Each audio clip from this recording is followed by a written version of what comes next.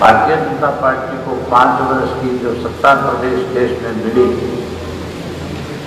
इससे देश किन हालात से गुजरा उस पर भी खुद करके सारी बातें हुई।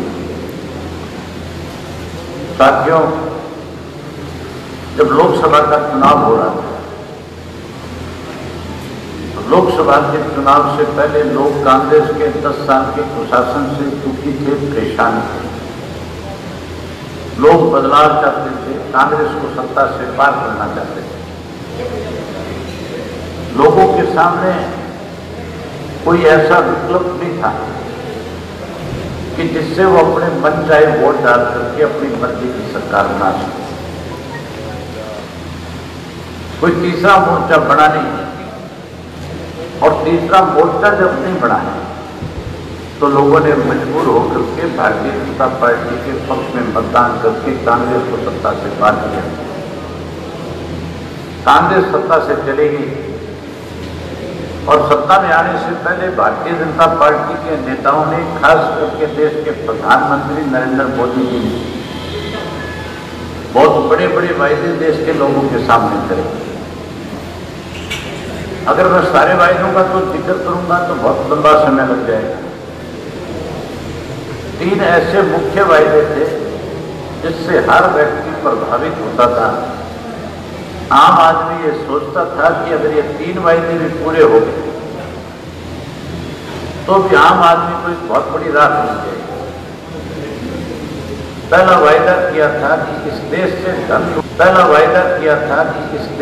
धन लूट करके 50 वर्ष में कांग्रेस के लोग जो विदेशों के बैंकों में जमा जो पैसा कराया, हम उस धन को वापस लेकर के आएंगे और जन धन योजना के तहत हर व्यक्ति के खाते में 15-15 लाख रुपए जमा कर देंगे। आम आदमी बड़ा प्रभावित हुआ इस बात से।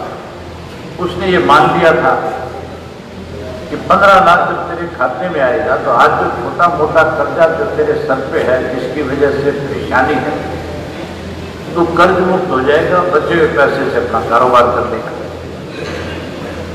दूसरा वायदा क्या था, इस देश की 70% की आबादी जो गांव में रहती है, जो लोग केवल खेती पे निर्भर करने वाले लोग हैं, उनके साथ वायदा किया था कि स्वामीनाथन की रिपोर्ट को लागू करेंगे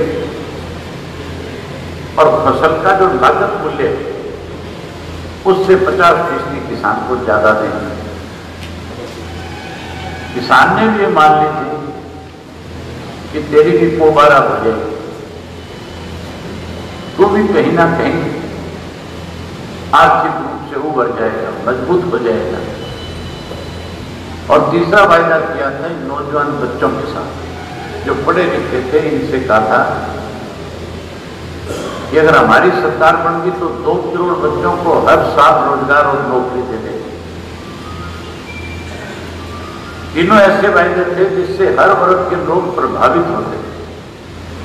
हालांकि नौजवान बच्चों ने तो मोदी की सरकार बनाने में बड़ी भूमिका निभाई थी। जहां कहीं मोदी जनसभा करता था वहां हजारों लड़के खड़े होकर के नारे लगाते थे, मोदी मोदी कहकर के लोगों के अंदर एक मैसेज देते थे कि आज का युवा मोदी के साथ।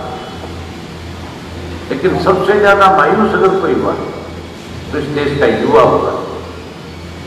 इसलिए उसको मायूस होना पड़ा जब मोदी जी से पूछा गया कि युवाओं को रोजगार कब मिलेगा, नौकरी कब मिलेगी, तो मोदी ने युवा का सम्मान बढ़ाने की बजाय ये कहकर के युवाओं को अपमानित करने का काम किया कि युवाओं को पकौड़े बना करके बाजार में खड़े होकर के बेचने चाहिए। वो भी एक युवा के लिए इनकम का साधन है, वो भी युवा के लिए एक रोजगार है।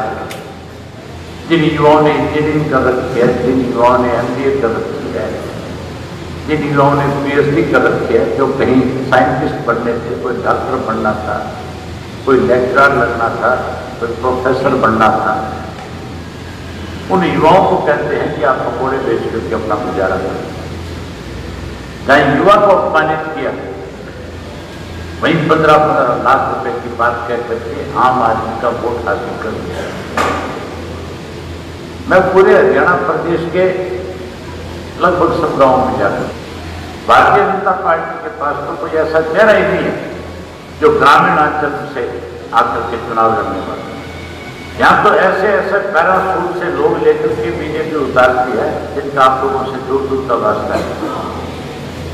भारतीय जनता पार्टी की जो आज उम्मीदवार बनकर के घूम रही है उसका तो आपसे कोई नजदीक का वास्ता ही नहीं, ना आपके जिले की रहने वाली ना आपके इलाके की रहने वाली, कई रोहतक की रहने वाली है और यहाँ आकर के गांव गांव में घर घर में जाकर के कहती है कि मैं बीजेपी के उम्मीदवार बनकर के मुझे वोट देना।